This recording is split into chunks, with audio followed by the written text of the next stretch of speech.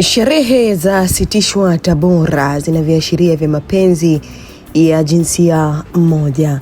Serikali mkoani Tabora imesitisha sherehe za Injili zilizokuwa zifanyike kuanzia Machi 19 hadi 22, 2026 zikiongozwa na mchungaji Dr. Dana Morey kutoka Marekani kufuatia tuhuma za kusambazwa kwa vifaa vyenye viashiria vinavyoonekana kwenda kinyume na maadili ya Kitanzania. Uamuzi huo umetolewa na mkuu wa mkoa wa Tabora Paul Chacha, ambaye amesema kuwa hatua hiyo imechukuliwa baada ya kubainika kuwa mchungaji huyo aligawa mipira na vipeperushi katika shule za msingi na sekondari vikiwa na rangi na maudhui yaliyoibua mashaka. Amesema licha ya waandaaji kuwa walipatiwa kibali cha awali cha kufanya sherehe hizo, vyombo vya usalama vilianza uchunguzi mara baada ya kubaini uwepo wa viashiria vinavyotia wasiwasi katika vifaa vilivyosambazwa. RC Chacha ameeleza kuwa uchunguzi umebaini tofauti kati ya mabango rasmi ya sherehe hizo yaliyokuwa yamebandikwa mitaani na vipeperushi vilikuwa vikisambazwa mashuleni, ambapo baadhi ya maudhui yalionekana kuwa na ujumbe unaoashiria mambo ya jinsia moja na unaotia shaka, ikiwemo maelekezo ya kusomwa na watoto walio chini ya umri wa miaka 18.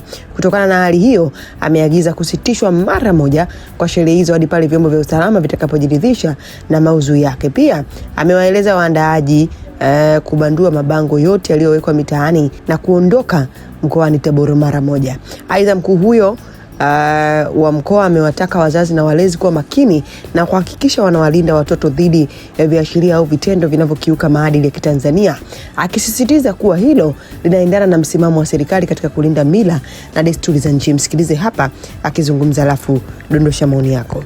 Hii ni VOT Media, tumechangamka. Mchungaji Rashid alipokuja ofisini alinipa huu mpira. Akaniambia, mkuu, kuna kontena kadhaa zinatoka bandarini ya misaada, nataka kuja ugawa kwa mashuleni hapa Tabora. Tempo ni hii hapa. Kwa tutaomba siku hiyo uwe mgeni rasmi kwenye ugawaji. Mchungaji Rashid nikamjibu simple tu, nikamwambia wataalamu wangu wakijiridhisha na vyombo, mimi sina neno. Sasa kweli vyombo vya uchunguzi vinafanya kazi kubwa sana. Na intelligence yetu zote zipo vizuri sana. Kwa hatimaye wakawa na dauti na aina ya mpira na vipeperushi vya namna hii. Wakawa na dauti ya rangi, alama zilizopo kwenye huu mpira, lakini na rangi zilizopo kwenye vipeperushi hivi. Hao mabwana walienda kuomba kibali kwa mkurugenzi wa manispaa ili waweze kugawa.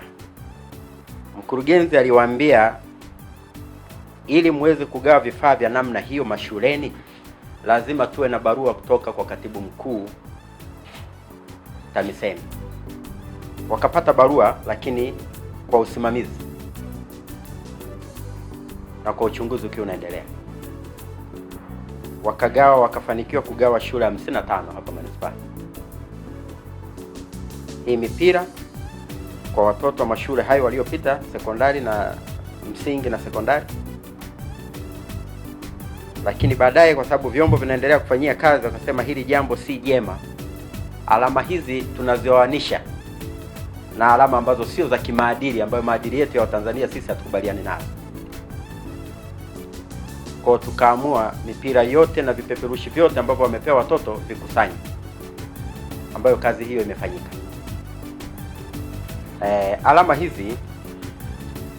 Alama hizi hatuwezi kusema moja kwa moja, lakini zina viashiria vya jumuiya au chama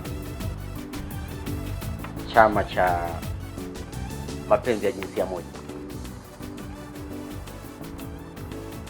Zina viashiria. Ukigugu hapo utaona hakuna tofauti na alama hizi, ambazo mbaya ni kwamba tungekuta wamewapa watu wazima huku mtaani, tungeweza kusema kwamba hao watu wazima wana uelewa mkubwa. Wanaopelekewa ni watoto, tena watoto, na mwenyewe amesema watoto chini ya miaka 18 ndio wanaopewa mipira hii na hivi vitabu. Mabango yanayoonyesha kuna Injili tarehe 19 ambayo imewekwa huko mtaani hayana alama hizo. Unanielewa? Kwa hiyo kinachotangazwa ni tofauti na kinachopewa mtaani. Kinachopewa mtaani ni hichi. Kinachotangazwa tena wameweka bendera ya taifa pale pembeni pa kupita kwenye mabango yale, kuonyesha hili ni jambo jema, lakini kazi zinafanywa chini chini.